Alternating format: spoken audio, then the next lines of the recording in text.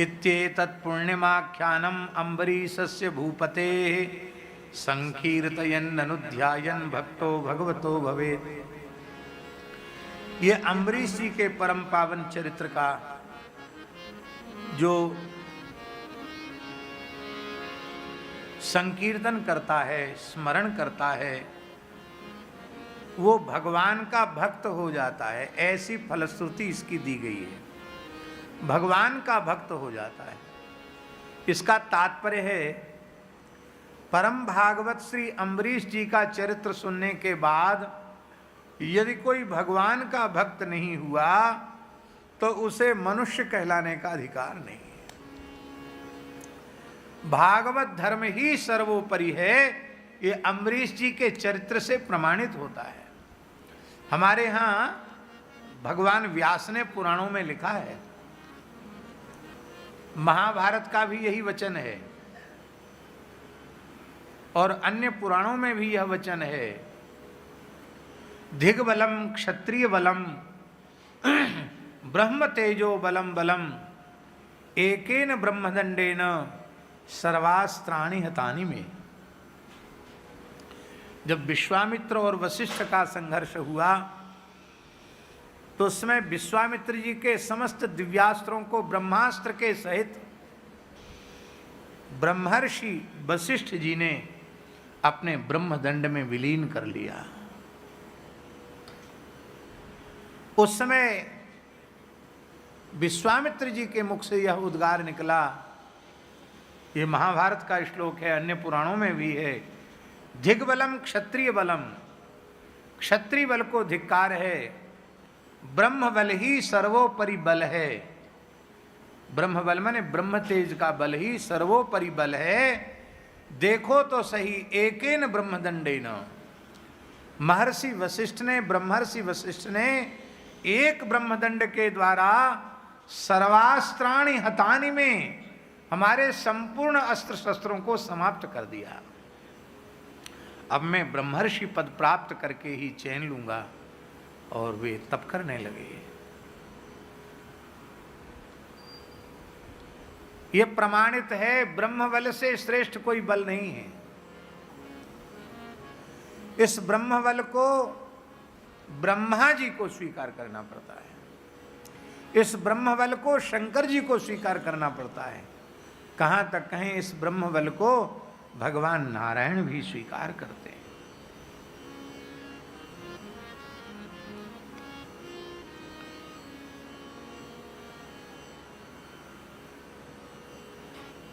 आदर करते हैं भगवान ब्रह्म बल का।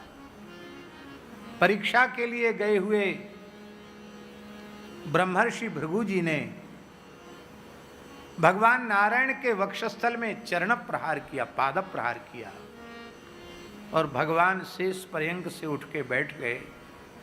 भगवान ने महर्षि का चरण अपनी गोद में रखा और अपने सुकोमल कर कमल से दबाते हुए सजल नेत्रों से बोले, हे महर्षि, आप कितने करुणामय हैं। मेरे जैसे आलस में पड़े हुए प्रमादी को आपने अपनी चरण धूल इतनी सहजता से प्रदान कर दी। मैं कभी कभी सोचता था, ये लक्ष्मी जी स्वभाव से बड़ी चंचला है, कभी कहीं तमाम लोगों पर कृपा करती हैं लक्ष्मी जी, फिर बहुत दिन नहीं ठहरती, फिर चली जाती हैं।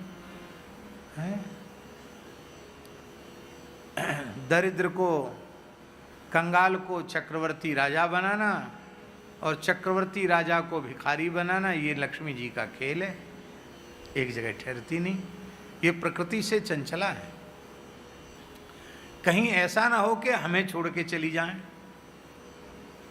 ये भय हमारे मन में रहता था, पर अब भय खत्म हो गया। वक्षस्थल में लक्ष्मी का निवास और वक्षस्थल में आपने चरण प्रहार किया तो अब आपकी मोहर लग गई चरण की। अब लक्ष्मी जी कभी हमारा त्याग करके कहीं जाएंगी नहीं।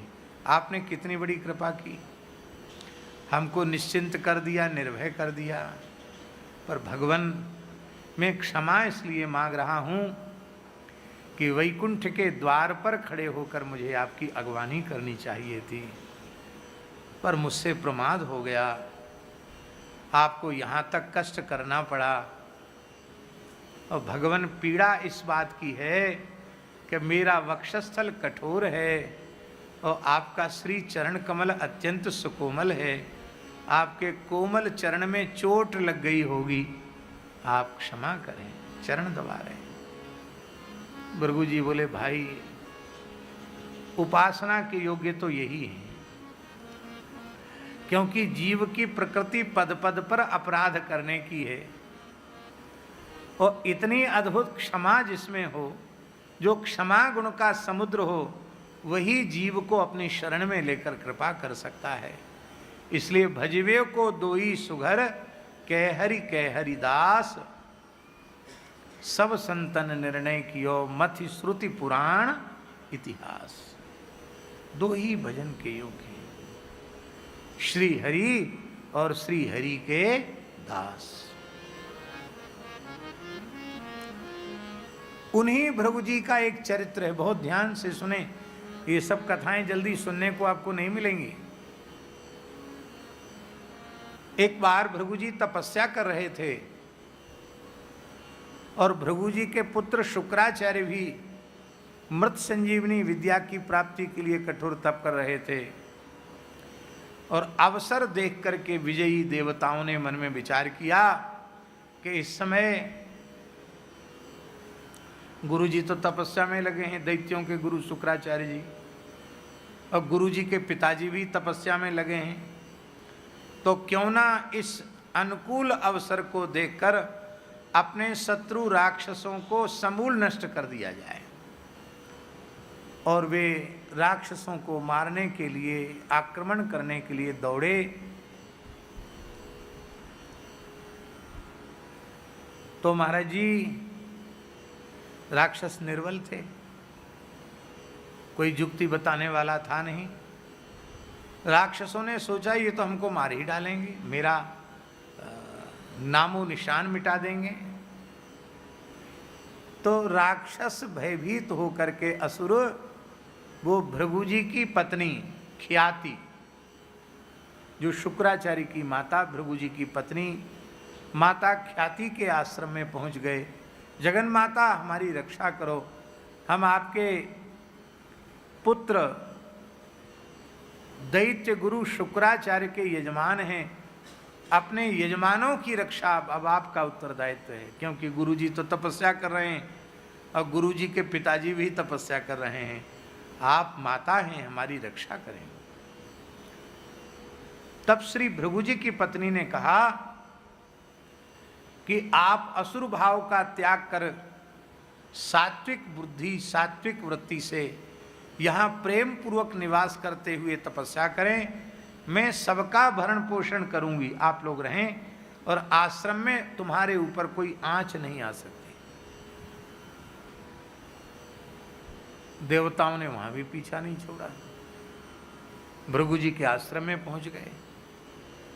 निकालो इनको आश्रम की सीमा के बाहर, ये हमारे शत्रु हैं, हम उनको जीवित नहीं छोड़ेंगे।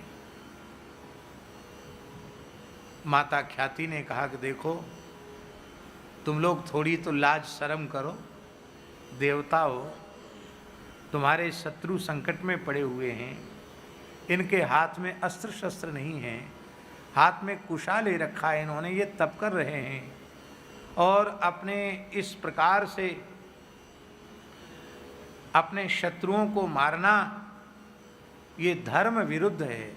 अरे राक्षस असुर धर्म विरुद्ध कोई काम करें तो कोई बात नहीं, वो तो राक्षस हैं, पर तुम देवता होकर धर्म का विचार नहीं कर रहे हो, ये ठीक नहीं है।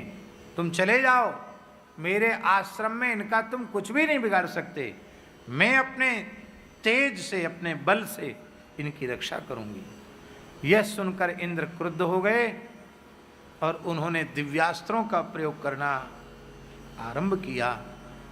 तब श्री भृगु जी की पत्नी ख्याति ने योग बल से, अपने तपोबल से, अपने सतीत्व के बल से उन अस्त्र शस्त्रों को अपने में निगल लिया और संकल्प किया कि आज मैं संपूर्ण देवताओं को ही निगल जाऊंगी। ऐसा सोचकर अपना मुख जैसे ही फैलाया, भगे देवता समझ गए कि ये तो निगल जाएगी। जैसे हमारे अस्त्र शस्त्रों को भी अपने में निगल गई, ऐसी हमको भी निगल जाएगी। अब देवता भगे, अपने अस्त्र शस्त्र पटक पटक के देवता भगे, और पीछे से ख्याति माता भगी, दौड़ी।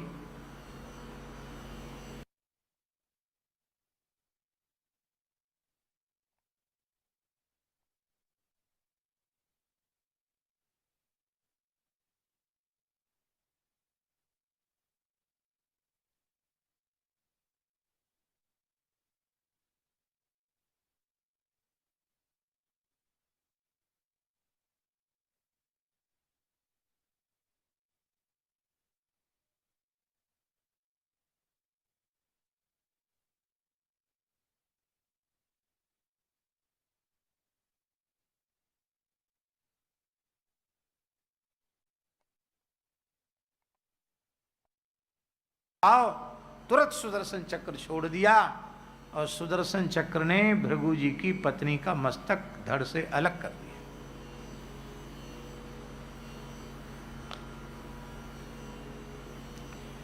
लिखा है महाभारत में, वाल्मीकि में, काव्य माता निषूदिता। पुराण में लिखा क्या? काव्य माता माने शुक्राचार्य की माता, निषूदिता माने मार दी।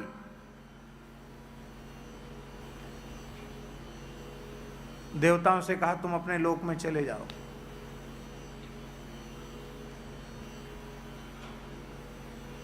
दैत्य तो बच गए, देवता भी भगवान ने बचा ली, नहीं तो खा जाती है ख्याति, अपने पेट में योग बल से स्थित कर लेती। भृगु जी अपनी तपस्या से उठे, उनको खबर पड़ी, और उन्होंने अपनी पत्नी के धड़ से अलग कटे हुए मस्तक को देखा तो वे विलाप करने लगे, और उन्होंने कहा मेरी परम पतिव्रता सती साध्वी पत्नी को, ब्राह्मणी को तुमने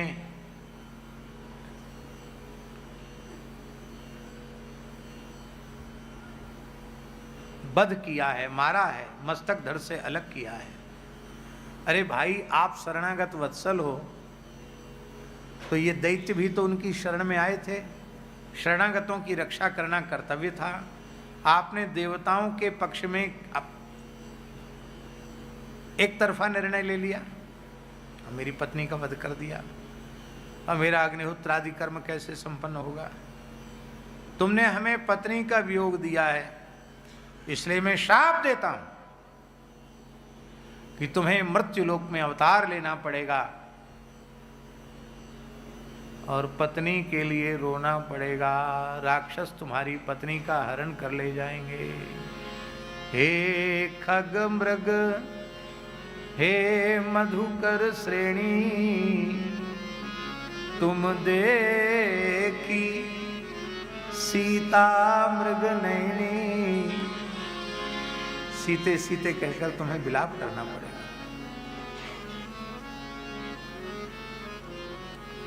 भगवान श्री मनमोहन शरण जी आगे आ जाएं, यहां आगे जगह है, यहां आ जाएं।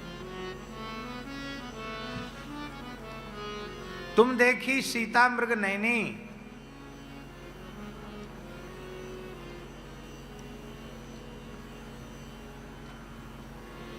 श्राप दे दिया और अपनी पत्नी का मस्तक हाथ में लिया और बोले, यदि मनवाणी क्रिया से मैंने धर्माचरण किया हो, अब तक कभी झूठ न बोला हो, स्वप्न में भी अधर्म का आचरण न किया हो, तो मेरे तपोबल से मेरी पत्नी जीवित हो जाए। और जैसे ही मस्तक को धड़ के ऊपर रखा, पत्नी जीवित, पत्नी को जीवित कर लिया भृगु जी ने। और भगवान नारायण ने लीला की।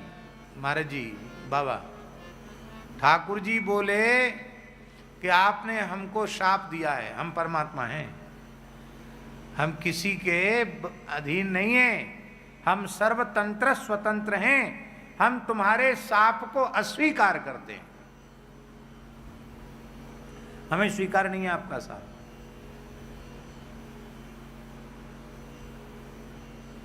भृगु जी ने कहा कान खोलकर सुन लो, चाहे जितने बड़े बने रहो स्वीकार करना पड़ेगा, अभी ब्रह्मबल को आपने देखा नहीं है। और भृगु जी पुनः कठोर तप में लग गए।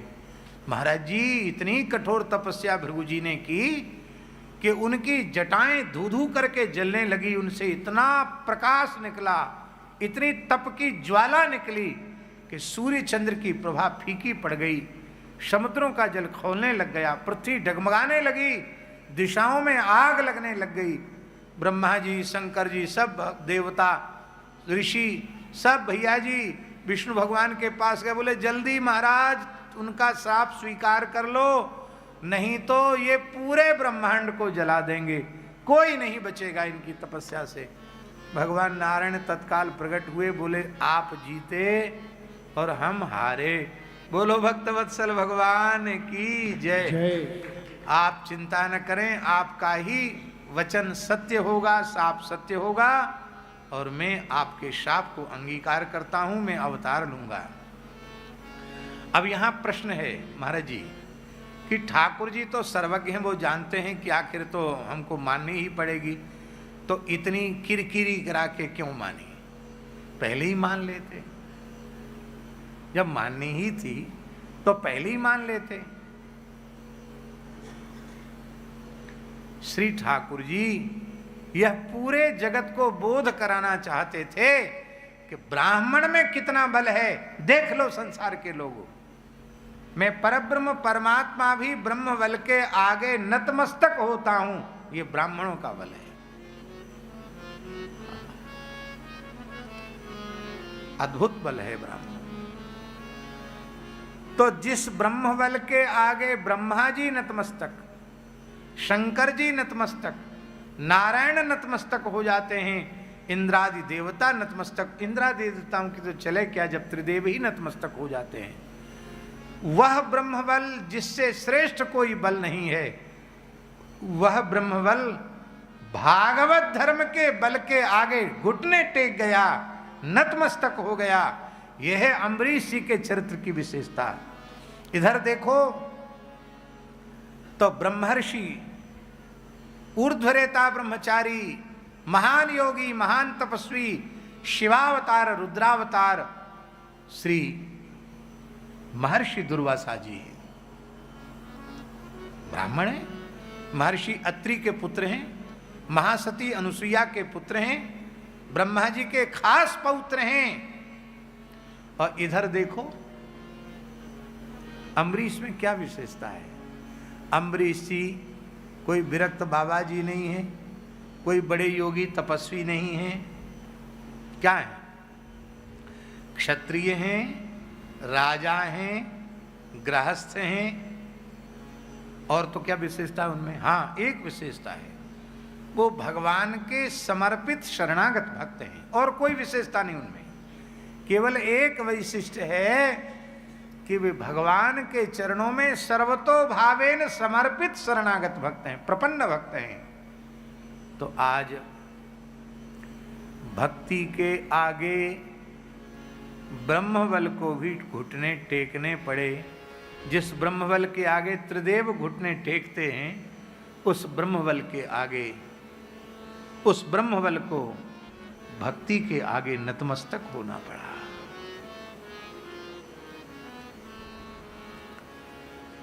हम अनुचित कहें तो आप टोक सकते हैं। अम्बरीश जी के चरित्र में क्या लिखा है, स्मरण करें श्लोक गोपाल जी।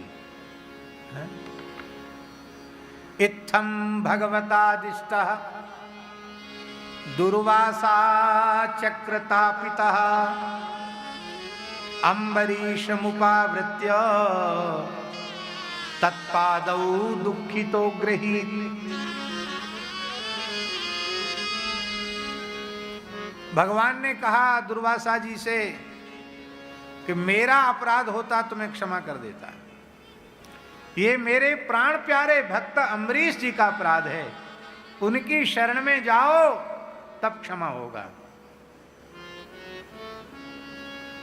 बोले महाराज उनका तो कोई अपराध नहीं था, मैंने बिना अपराध के ही इतना कोप किया कि उनको जला डालने का संकल्प किया, काल कृत्या प्रकट कर दी, पर आपका सुदर्शन चक्र उनकी सुरक्षा में था, उसने काल कृत्या को भस्म कर दिया। अब वो तो हमको कहाँ बचाना चाहेंगे। अरे बोले, तुम मेरे भक्त के स्वभाव को अभी नहीं जानते हो। तुम्हारी चिंता हमको नहीं है, हमें अम्बरीश की चिंता है।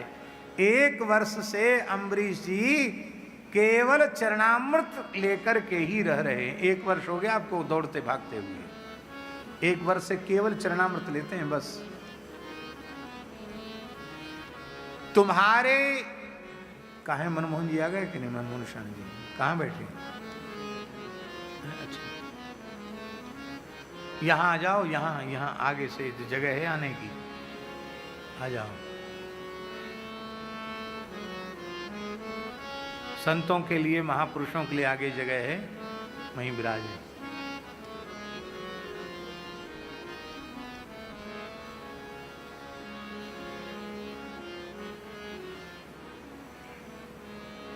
हा,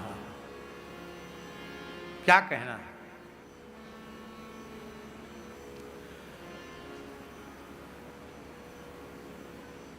बहुत ध्यान दें।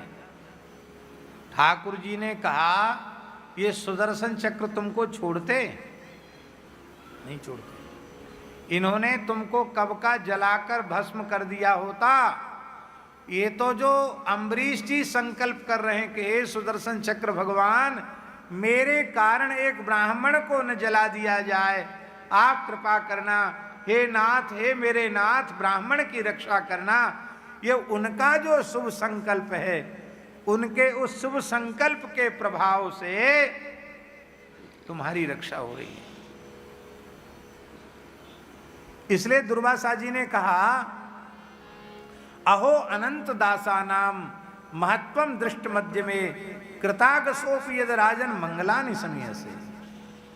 आज भगवान अनंत के दासों की, भक्तों की अनंत महिमा का ज्ञान हमें हो गया। मेरे जैसे अपराधी के अपराध को ध्यान में न रखकर आप मंगलम समीह से नहीं, मंगलानि, मंगलानि बहुवचन है, मंगलानि समीह से हमारे मंगलों की इच्छा कर रहे हैं, चिंतन कर रहे हैं। हम आपको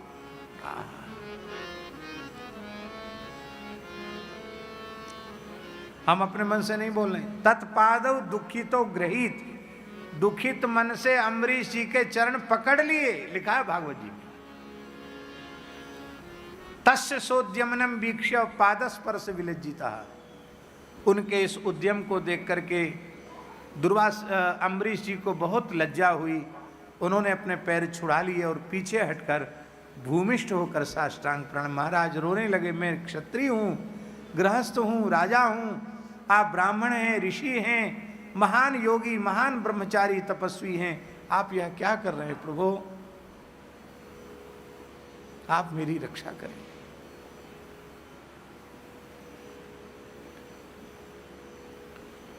परीक्षित जी को आश्चर्य है कि मैं एक 7 वर्ष के ब्राह्मण बालक के शाप के कारण अन्न जल त्याग कर कथा सुनने बैठा हूं, मैं नहीं मेट सका ब्राह्मण के शाप को, और अम्बरीश जी की भक्ति कैसी होगी? ब्रह्मर्षि दुर्वासा जी का क्रोध भी जिनका कुछ नहीं बिगाड़ सका, एक बाल बांका नहीं कर सका। महाराज अम्बरीश जी का चरित्र सुनाइए। अम्बरीश जी का चरित्र सुनकर यदि कोई भगवान का शरणागत भक्त नहीं हुआ तो उसे मनुष्य कहलाने का अधिकार नहीं है। फिर उसका रोटी पानी सब बंद कर देना चाहिए। उसको भूख लगे तो एक तगाड़ी भर के भूसा रख देना चाहिए सामने, और प्यास लगे तो एक लड़ावनी में पानी भर देना चाहिए कि इसमें पियो। क्यों? अरे तुम आदमी हो ही नहीं। भगवान की ऐसी भक्त वत्सलता को देख करके भी, ऐसे प्राण प्यारे भक्त के चरित्र को सुनकर भी तुम भगवत शरणागत नहीं हुए, भक्त नहीं हुए, तो अस प्रभु छाड़ी भजहि जे आना, ते नर पशु बिन पूछ विषाणा, ते नर पशु बिन पूंछ विषाणा। वो बिना सिंह पूंछ के पशु हैं। बड़ी अद्भुत है श्री अम्बरीश जी की भक्ति।